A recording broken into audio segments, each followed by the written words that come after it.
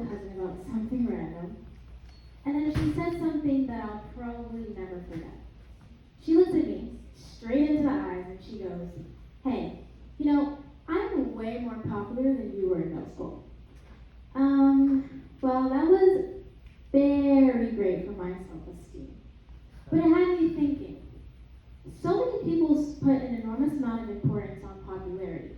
And this whole notion of popularity is built on this idea of having this ideal friend group. So the question I had was, why? I wanted to know why so many people feel this way. And why maybe picking your friends too quickly might be detrimental. So, let me tell you a story about middle school me. Like many of us, I was really nervous about starting middle school. I had just moved a year ago, and I still barely knew anyone there. But for the first year, I was such a social butterfly. I seemed to have an endless amount of friends to talk to in the hallways between classes. But then in 7th grade, something changed. I met this girl and we became friends. So naturally, I joined her friend group and we started hanging out. And after a while, I started to notice that the jokes that we would make, instead of feeling like friendly banter, it started to feel more like bullying. But instead of confronting her, I endured it. And I even managed to manipulate myself into thinking that it was my fault. Maybe I was just too weird. And by the end of middle school, I was extremely insecure and going through major identity crisis. I made calculated moves. I forced myself to be extroverted. I tried to wear the latest clothes to fit in. But back then, I didn't know that what I was doing was leading me down a path of self-destruction. First of all, what even is a friend group? Because you see, I was so obsessed with this idea of having this friend group, but I didn't even know what a true friend was. And all of us hearing this word might have different ideas as to what it is. So, quick questions. Raise your hand if you think that a friend group can consist of 3 or more people. Anyone? Okay, now, raise your hand if you think a friend group can contain just 2 people. Okay, now raise your hand if you believe that a friend group can contain just 1 person. Now that's kind of an odd question, right? I used to think that a friend was just someone that you talk to, but in reality, it's so much more. There are several qualities that make a good friend. First, integrity, which leads to trust. And if they're trustworthy, then you can find them dependable. And being dependable shows that they're loyal, and that shows that they have empathy for others. And as long as these qualities are found in a person, then you can consider them a true friend, even if it's yourself. And healthy friend groups as a whole also have to contain these qualities. Now, that was something I didn't know in middle school. Having these qualities surround us is so important for our mental and emotional well-being. See, the BBC explains it very brilliantly.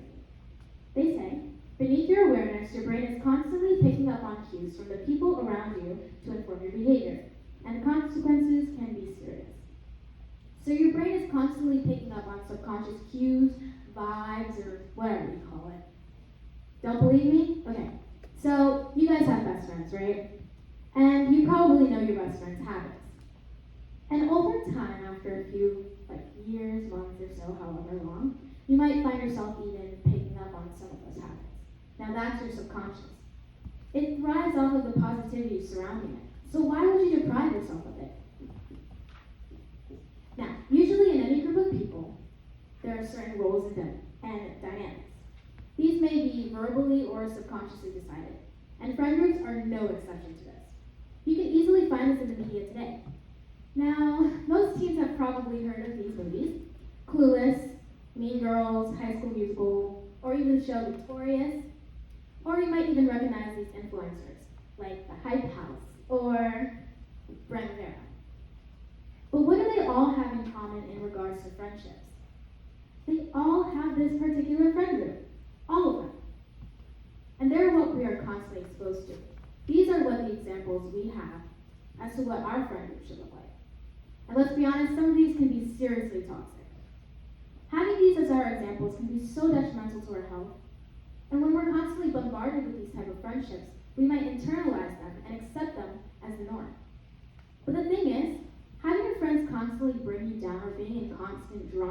shouldn't be the norm.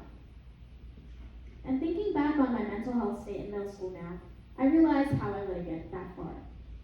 Thinking about it logically, if you stay up all night before a test and you rush through studying, you're probably not going to get the best grade, right? And it's the same thing with friends. Because you see, what I did in middle school is I didn't really get to know the person before I became friends with them.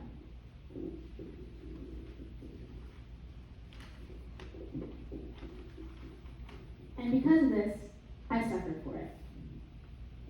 I was so desperate to belong that I ended up in a toxic environment and I lost myself. Seriously, in 8th grade I had no idea who I was anymore. What did I like? Did I like horror movies? No, because my friends thought it was weird.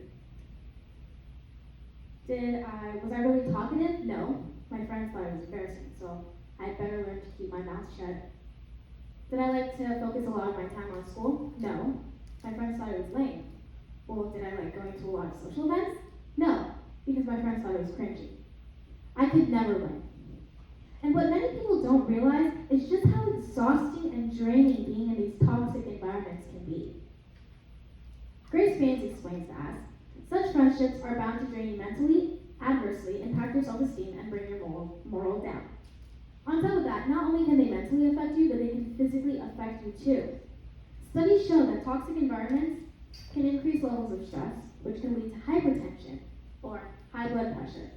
And even UCLA researchers found that being in these toxic environments increases your protein levels, which can lead to diseases such as diabetes, heart disease, and even cancer.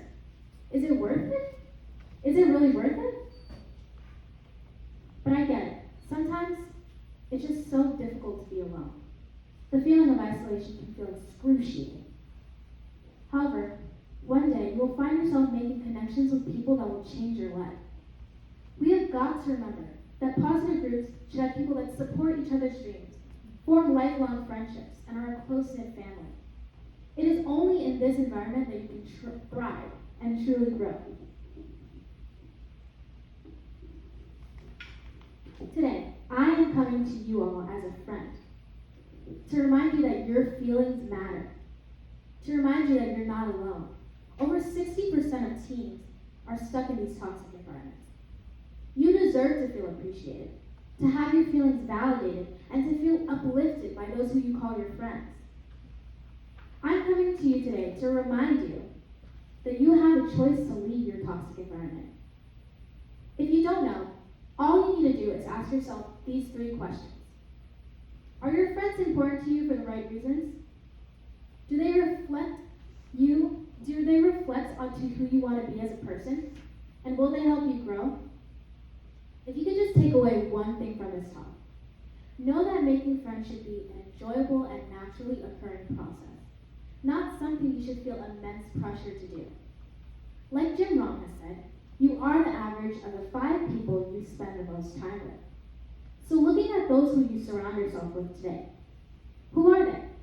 And what does that make you?